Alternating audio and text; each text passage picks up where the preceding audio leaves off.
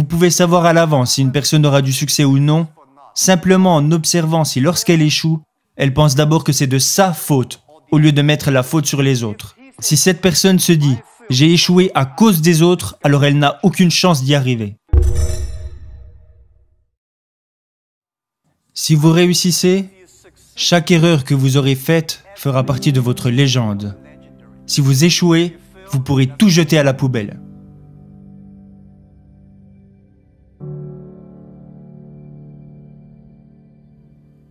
Tout le monde fait des erreurs. Tout le monde rencontre des problèmes. Et très peu de personnes sont prêtes à vous écouter. Mais le jour où vous aurez du succès, là les gens commenceront à vous écouter. « Ouah, mais tu es génial !» Non, je ne suis pas si génial. Je suis né dans une famille issue de la classe moyenne. J'étais très mauvais à l'école. Bien sûr, j'ai essayé d'étudier, mais vous savez, je n'étais pas très doué pour apprendre des choses à l'époque. Alors, j'ai été recalé pour des petits boulots, je n'ai pas réussi à aller à l'université, j'ai été recalé à l'entrée des grandes écoles, mais je n'ai jamais abandonné. Et je pense qu'il y a une chose que j'ai apprise, c'est que pourquoi devriez-vous avoir une chance d'avoir du succès? Tout le monde devrait s'habituer à l'échec, plutôt que de s'habituer à être accepté par les gens. Pourquoi les autres devraient vous aider? Vous devriez gagner le droit d'être aidé.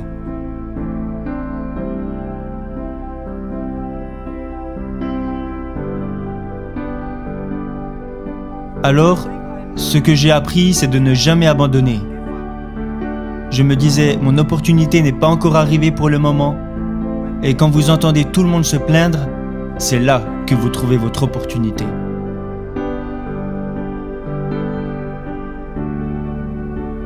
Je pense que je visais trop haut.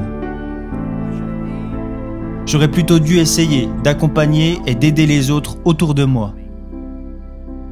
De toutes petites choses. Je n'aurais jamais pensé que j'aurais pu en arriver là. Il a fallu 18 ans pour qu'Alibaba atteigne la taille que nous avons aujourd'hui.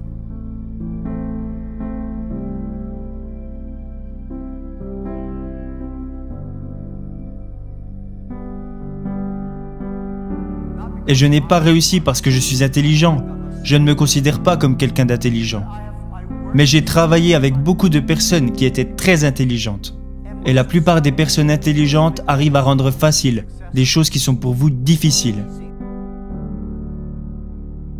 Et je pense que ce n'est pas facile d'avoir du succès rapidement. À chaque fois et dans tout ce que nous avons fait, nous anticipions les choses sur les 10 prochaines années. Je sais que je ne suis pas intelligent, mais je sais que si nous voulons réussir, nous devons anticiper les choses 10 ans à l'avance. Si nous voulions avoir du succès, alors nous devions travailler avec des personnes intelligentes. Et pour avoir du succès, nous devions accepter de faire beaucoup d'erreurs sans jamais abandonner. Beaucoup de personnes font des erreurs, elles rencontrent des problèmes et elles abandonnent. Nous n'avons jamais abandonné. Nous avons plutôt appris de nos erreurs. Le message, l'expérience et le conseil que j'aimerais partager avec vous est que vous pouvez savoir à l'avance si une personne aura du succès ou non, simplement en observant si lorsqu'elle échoue, elle pense d'abord que c'est de sa faute, au lieu de mettre la faute sur les autres. Si cette personne se dit « j'ai échoué à cause des autres », alors elle n'a aucune chance d'y arriver. Les personnes qui échouent et qui disent « c'est de ma faute, je n'ai pas fait ça correctement, j'aurais dû m'y prendre autrement », ce type de personnes ont une chance d'y arriver.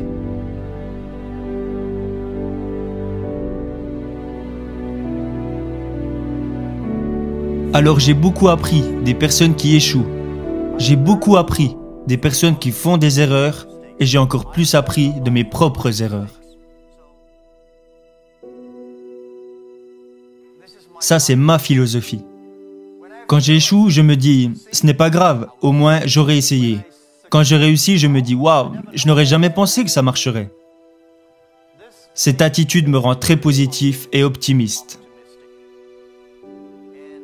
Et à cause de mes nombreuses erreurs et de tous mes échecs, je ne me plains jamais parce que j'ai l'habitude de perdre. Encore aujourd'hui, je commets des erreurs tous les jours. nous prenons encore des décisions stupides presque tous les jours. Personne n'en sait rien. On pense que c'est intelligent, mais la réalité nous montre que c'était stupide. Mais on apprend et on recommence. On apprend et on recommence. Ça, c'est ma philosophie.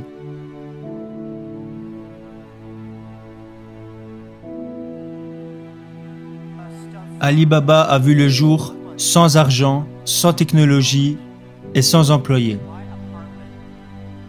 Dans mon propre appartement, 18 personnes ont décidé que nous voulions utiliser Internet pour aider les petites entreprises. C'était l'idée de départ.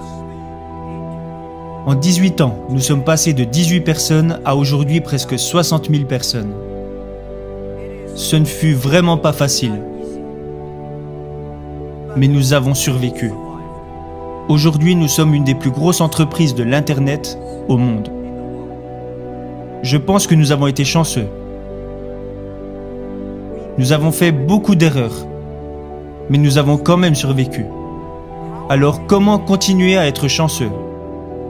C'est la question que je me pose constamment. Je pense que si vous voulez continuer à avoir de la chance, vous devez être prêt à partager votre chance avec les autres. Vous partagez la chance avec les gens, vous aidez les gens, alors dans le futur, vous pouvez être sûr qu'ils vous aideront à leur tour. Ça a été ma façon de penser ces 10 dernières années. Alibaba est né en Chine. Mais Alibaba ne devrait pas être considéré comme une entreprise chinoise. Le jour où j'ai choisi le nom Alibaba, Alibaba n'est même pas un nom chinois, c'est un nom arabe. Les Iraniens disent que c'est un nom iranien, les Turcs disent que c'est un nom turc. Pour être honnête, j'en sais rien. Ce nom fait référence au conte Alibaba et les 1001 erreurs, ou Alibaba et les 1001 nuits, comme l'histoire.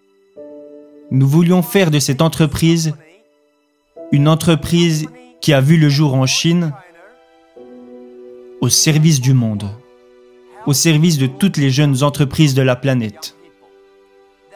Chaque siècle a ses entreprises. Microsoft et IBM étaient les entreprises phares du siècle dernier. Alors quelles sont les entreprises phares de notre époque, du 21e siècle? Et je pense que nous devons éviter de penser « c'est évident, c'est Alibaba ». Nous ne devons pas penser « nous gagnons de l'argent en aidant les entreprises chinoises ». Nous devons plutôt penser « nous gagnons de l'argent en aidant les entreprises du monde entier ».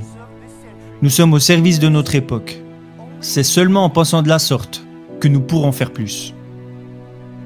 Nous avons aussi un petit business qui s'appelle AliExpress. Peut-être que pour vous, AliExpress est une grosse entreprise, mais au sein de notre propre compagnie, AliExpress représente moins de 1% de notre chiffre d'affaires.